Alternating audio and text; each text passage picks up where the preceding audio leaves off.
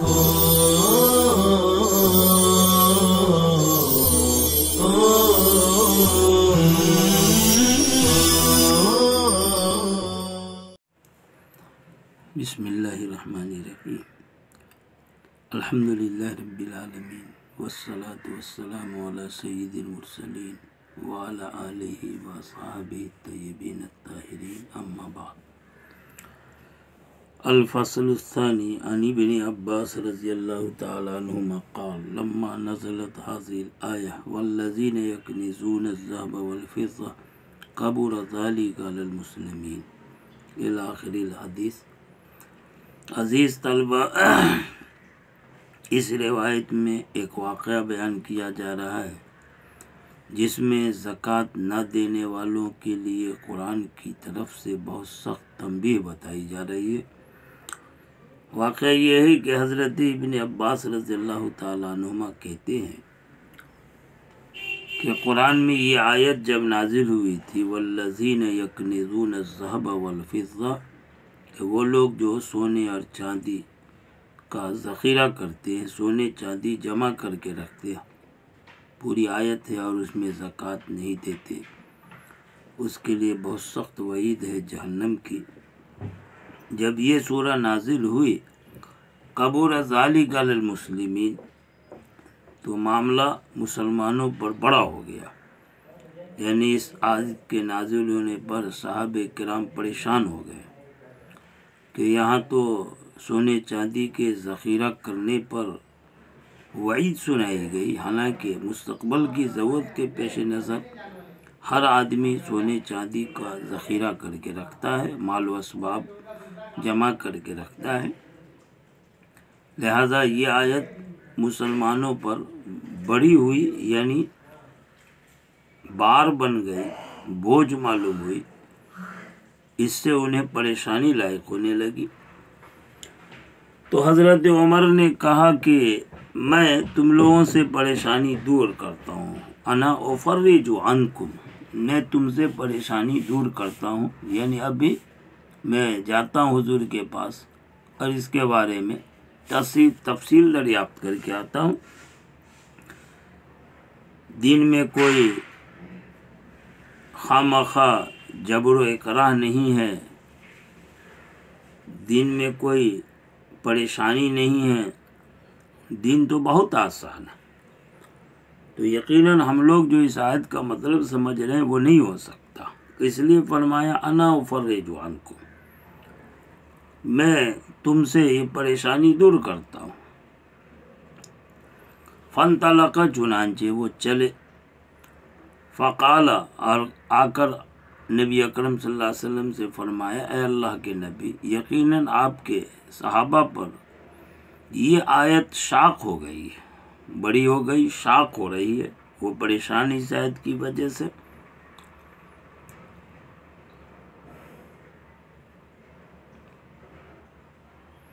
तो आप सल्लल्लाहु अलैहि वसल्लम ने फरमाया कि बेशक अल्लाह ने ज़कात फ़र्ज़ नहीं की मगर इसलिए ताकि तुम्हारे बकिया मालों को पाक साफ कर दे। यानी मतलब यह है कि इस आयत में सोने चांदी के ज़ख़ीरा करने पर वईद नहीं है, बल्कि इतनी सख्त वईद उस वक्त है जबकि माल जमा करके रखा हो, उसमें से ज़कात अदा न किया हो। हुजूर ने खलजान को भी दूर किया और साथ साथ ज़कात देने की रग़बत भी दिला दी, ज़कात अदा करने का फ़ायदा भी समझा दिया। फरमाया कि बेशक अल्लाह ने ज़कात फ़र्ज़ नहीं की मगर इसलिए ताकि वो तुम्हारे माबकिया माल को पाक साफ करते।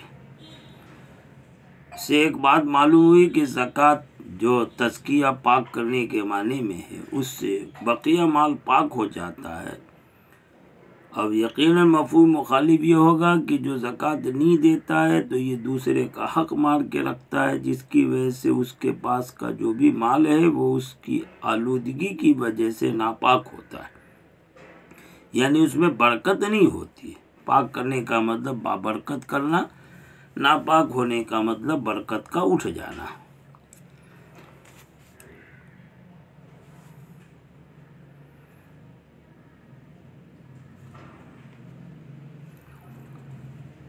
और ऐसे ही आगे फरमाया इन्नमा फरज़ल मवारिस, अल्लाह ने मीरास को फ़र्ज़ किया।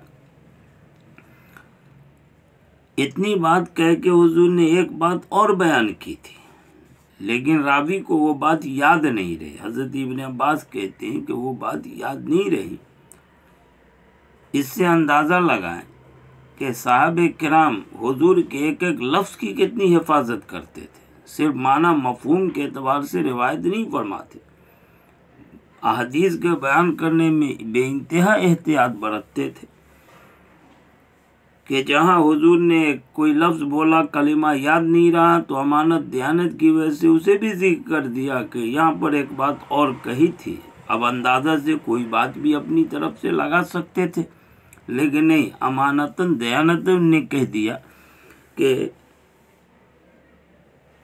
हुजूर ने फरमाया कि बिलाशुबा अल्लाह ने मीरास को फ़र्ज़ किया। व ज़करा कलिमतन, और इसके बाद एक बात और जिक्र फरमाई जो मेरे याददाश्त से निकल गई।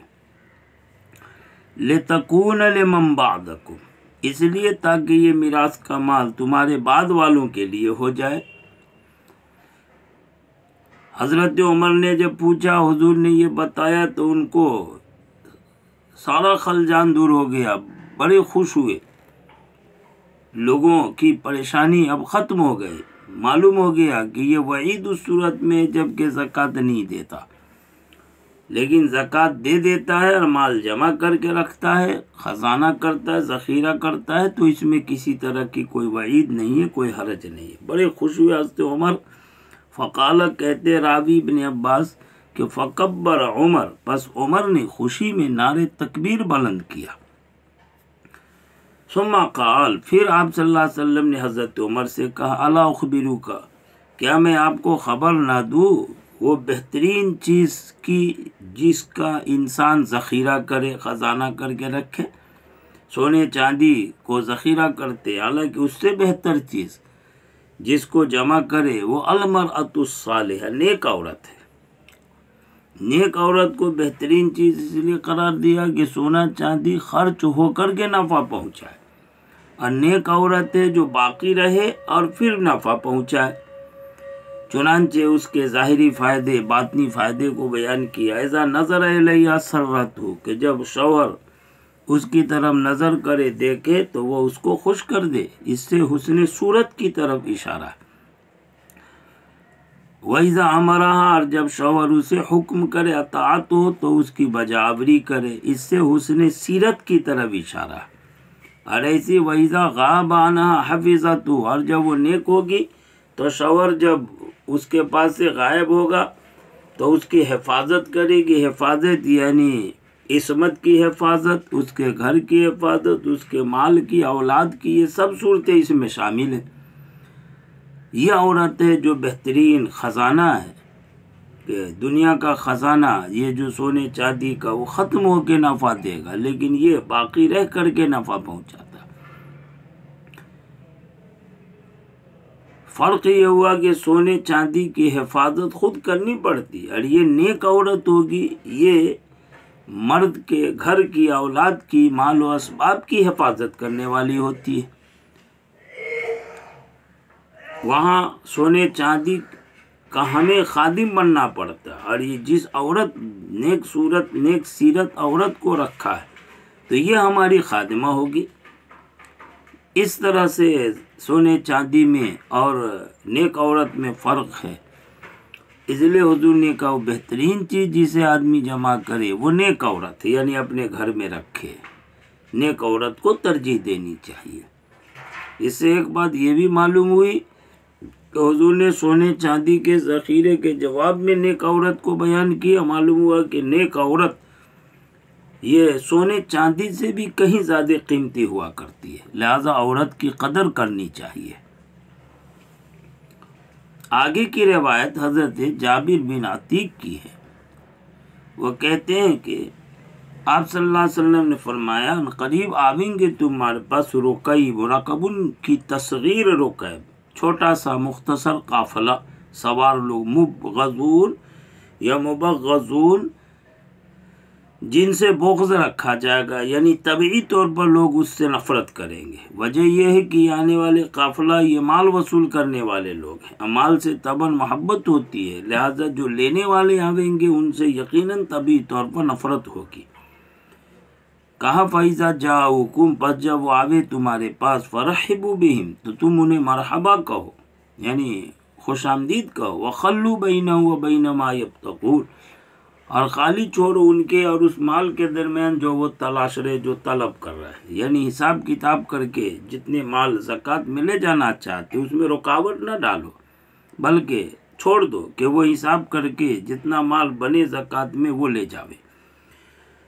लेकिन अब उनके हवाले कर दिया तो वो कहीं जुल्म न करें, ज़्यादती न करें, इसलिए जानिबैन को हुजूर ने तालीम दी कि तुम तो उनके साथ ऐसा करो। और उन ज़कात सदका लेने वालों के बारे में फरमाया फ़इन आदलू, अब अगर उन्होंने अदल इंसाफ से काम लिया, फ़ले अनफुसिहिम, तो ये उनके लिए फ़ायदा है, यानी इस पर उन्हें अजर व सवाब मिलेगा। वइन ज़लमू, और अगर उन्हें जुल्म किया, फ़अलैहिम, तो उसका वबाल उन्हीं के ऊपर होगा।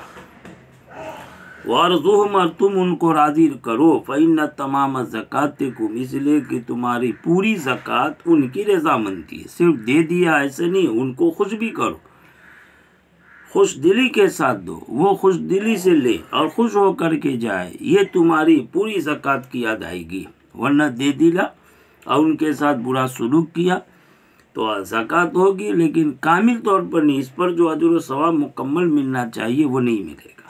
वलियदउ लकुम, और उन लोगों को चाहिए ज़कात लेने वालों को कि वो तुम्हारे लिए दुआ फरमावे।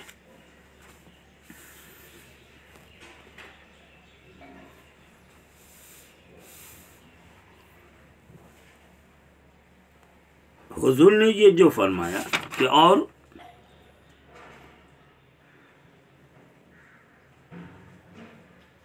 अगर उन्होंने जुल्म किया तो इसका वबाल उन पर। मालूम हुआ कि वो जुल्म तो नहीं करते, लेकिन मनए ज़कात का जो फितना हो उसके सद्दे बाब के लिए हुजूर ने ये बात कह दी कि वो जुल्म तो नहीं करेंगे, लेकिन बिलफर्ज अगर तुम्हें समझ में आ रहा है कि जुल्म कर रहे, तब भी उन्हें खुश करो। ये मतलब नहीं कि वो जुल्म करें और ये जुल्म जायज़ है, बल्कि असल में देने वाले को रग़बत दिलाई गई और दोनों जानिब में तंबीह की गई, देने वाले को भी लेने वाले को भी, एक दूसरे को बर्दाश्त करें। ज़कात वसूल करने वाले को इंसाफ की तलकीन की, ज़कात देने वाले को हर किस्म के हुक्म बर्दाश्त करने की तरगीब दी। ये इस दीन इस्लाम का इम्तियाज़ है। आगे की रिवायत है, हज़रत जरीर बिन अब्दुल्लाह कहते हैं कि कुछ लोग आए और मुराद लेने कुछ लोगों से, मिनल आराब, देहातियों में से, देहातियों में कुछ लोग आए अल्लाह के रसूल सल्लल्लाहु अलैहि वसल्लम के पास। फ़क़ालू, और उन्होंने कहा, इन्ना नास मिनल मुसद्दिक़ीन, के ज़कात सदक़ात वसूलने वालों में कुछ लोग यातूना, हमारे पास आते, फ़यज़लिमूना, और वो हम पर जुल्म करते।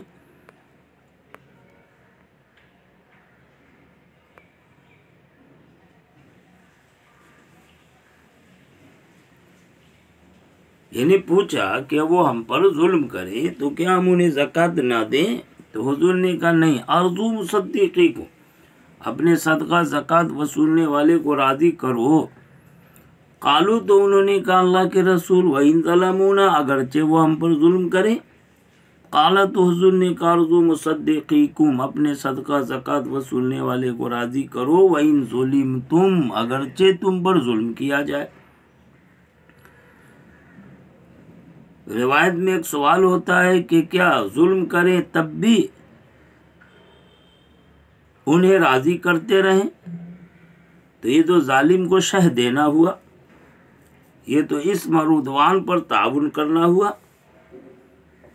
लेकिन हुजूर ने जो जवाब दिया उसमें गौर करें। हुजूर ने जवाब में ये नहीं कहा अर्ज़ु मुसद्दिक़ीकुम व इन ज़लमूकुम, अगरचे वो तुम पर जुल्म करें तो तुम उन सदका देने वाले को राजी करो नहीं, हुजूर ने मजहूल का सीगा लाया, वइन ज़ुलिमतुम, अगरचे तुम पर जुल्म किया जाए। हुजूर ने नफ्सियाती बात बयान फरमाई कि नफ्स में, तबा में माल की मोहब्बत पेवस्त होती है।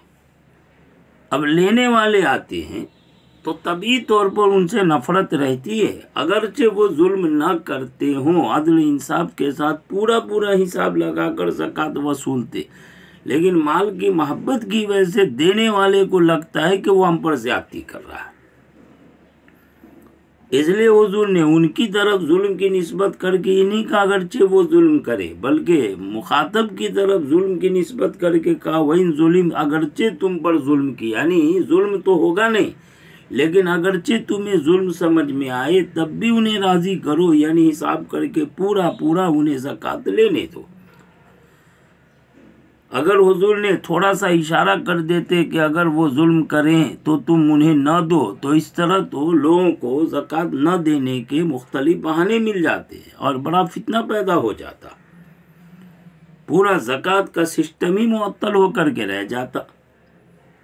इसलिए हुजूर ने फरमाया अगरचे तुम पर जुल्म किया जाए, यानी जुल्म तो है नहीं, लेकिन अगर तुम्हें जुल्म समझ में आ रहा तब भी तुम्हारा फ़र्ज़ ये है कि तुम उन सदका लेने वाले को राज़ी करो, यानी उनको पूरा हिसाब करके मुकम्मल ज़कात लेने दो, इनमें कोई रुकावट पैदा न करो। आगे की रिवायत बशीर बिन खसासिया की है, कहते हैं कि हमने कहा कि सदका लेने वाले अहल सदका या तदून अलैना, वो हम पर ज्यादती करते हैं, तो क्या हम छुपा ले अपने मालों में से उस कदर जितना कि वो हम पर ज्यादती करते हैं? तो हुजूर ने कहा नहीं, यानी मतलब ये है कि ज़कात लेने वाले हम पर ज्यादती करे तो क्या ऐसा हो सकता है कि हम मालों का कुछ हिस्सा छुपा ले? हुजूर ने मना फरमा दिया कि ऐसा नहीं कर सकते। यहाँ पर भी मने ज़कात का कोई फितना ना आने पाए, उसके सद्देबाब के लिए हुजूर ने यह बात फरमाई, वरना तो लोगों को बहाना मिलेगा, ये जुल्म ज्यादती का बहाना करके बहुत सारे माल को छुपा लेंगे, इसलिए हुजूर ने मना फरमा दिया।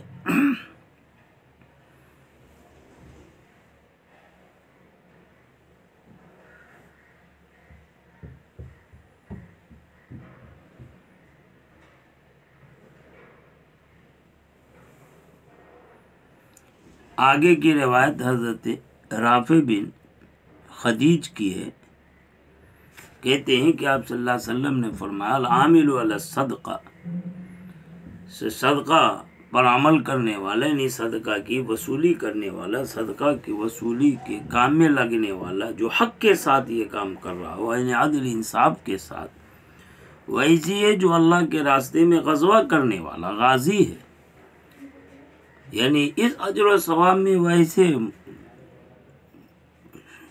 शामिल है, इस अजर व सवाब का वो मुस्तहिक इतना, यहाँ तक कि वो अपने घर के लौट के आ जाए।